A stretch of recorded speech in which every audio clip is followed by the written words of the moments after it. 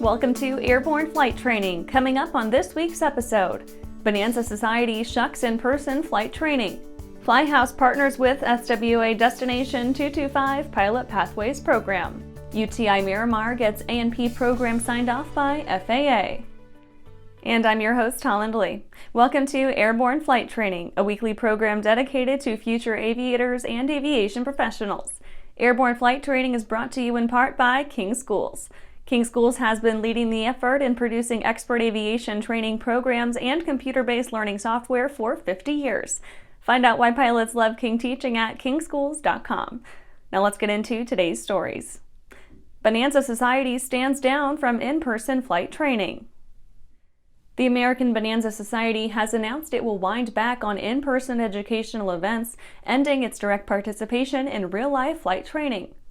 The group said that it decided to pivot away from flight training after a year of member study, looking directly at what educational resources saw the most demand in the group. As it happens, flight training wasn't nearly as popular as internet-based offerings. The Society's online maintenance videos, webinars, and of course material for Bonanzas, debonaires, barons, and travelaires were used by more than 2,000 Society members. In comparison, only about 250 members used the Society's flight training in the same time span, and that's a high water mark for the program. A notice from the American Bonanza Society reads, quote, "As we reviewed this information, our members have spoken.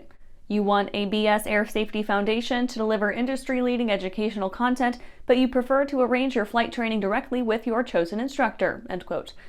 From now on, the Society's board and staff will, quote, "step out of the scheduling, completion certification, and financial management loop between our members and their chosen instructors for their flight training," end quote. The Society's direct participation in flight ops will end on July 31st, 2024, with refunds issued for any outstanding training at that time when the flight training insurance policy ends. And after the break, GAMA sees 3.6% rise in aircraft shipments.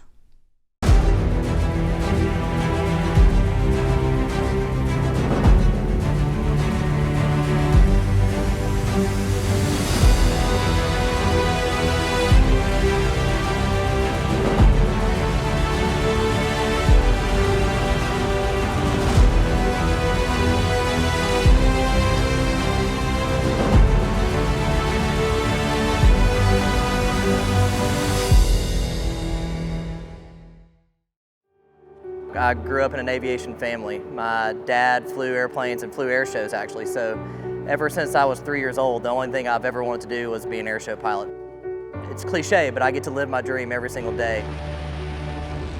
I'm currently using the Hartsel Talon, the new aerobatic propeller. It's increased the performance of the airplane. It's made the harmonics balance throughout the airplane so much better. By far the best aerobatic propeller that I've ever flown behind. If it looks good, it usually flies good. The Bristol series of aircraft is proof of that. Furthering their legacy of safety and efficiency, Bristol is proud to feature the Rotax 915 IS Turbo in the current lineup of aircraft. The 915 IS Turbo power plant offers more power than ever before in a light sport aircraft. Learn more about Bristol at www.sportflyingusa.com. Welcome back. Now let's take a trip around the patch for some shorter stories. GAMA sees 3.6% rise in aircraft shipments. GAMA showed that business is doing all right, with all aircraft segments seeing a modest 3.6% increase in shipments over 2022. Overall, the biggest winners were surprisingly piston aircraft at an 11.8% increase over 2022. The runners-up were turbine helicopters and turboprop fixed-wing aircraft, training at 10.4% and 9.6% increases, respectively. Overall, a 3.6% industry-wide increase isn't quite bad, but not really impressive after the eye-popping bull run seen in the post-pandemic years. Last year, 2022 was reported to boast a 6% increase over the previous year, and 2021 an even better 10.2% increase over the seesaw year of 2020. Daher Internships open for applications. Daher's aircraft division has once again joined hands with GAMA to offer an international internship program to bring up the next generation of promising industry leaders. The program plucks lucky students from around the world in a transatlantic program to land them in the beating heart of aviation manufacturing. This year, 2 students from North America and Europe will be selected for placement in 8-week assignments in areas of interest around a variety of Daher aircraft facilities. The program will cover all travel, living expenses, and lodging costs. JetBlue pilots stuck playing catch-up on contract negotiations. JetBlue Airways pilots have, quote, announced their renewed focus on negotiating a standalone collective bargaining agreement with the company, end quote, according to their union, the Airline Pilots Association. The carrier recently swung for a $3.8 billion acquisition of Spirit Airlines and whiffed the ball in court where the deal was shut down on antitrust grounds. For now, a pin has been put in that appeal that will see things advance this summer, but for now, JetBlue pilots worry about uncertainties throughout the carrier. SetJet quietly shutters operations.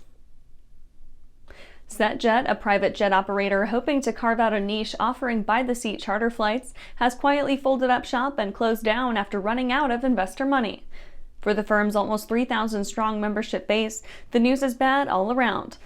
SetJet's operations are completely closed, with no customer service lines taking calls, and all employees retired with immediate effect.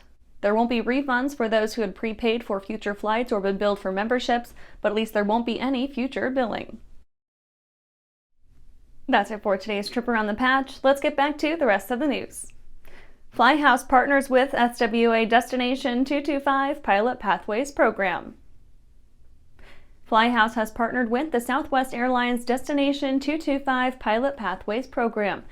Destination 225 is a springboard at Southwest for those seeking an aviation career.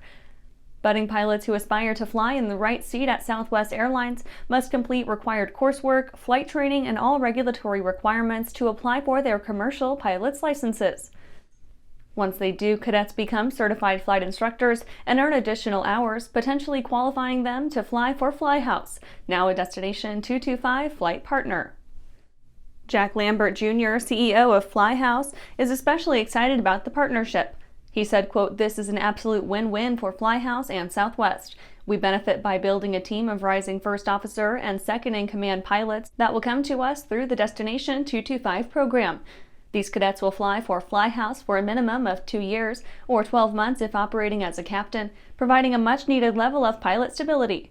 For its part, Southwest can look forward to a stable flow of competitively qualified first officer candidates once they complete their tenure with Flyhouse, which by definition will include ongoing training and the accumulation of requisite flight hours, end quote.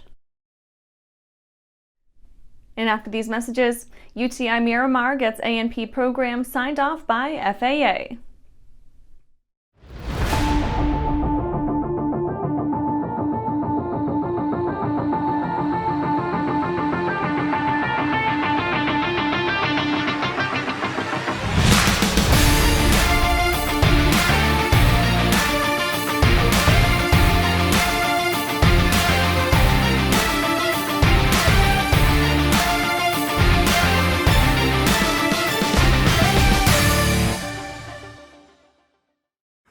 Well, hello, fellow pilot. I'm John King.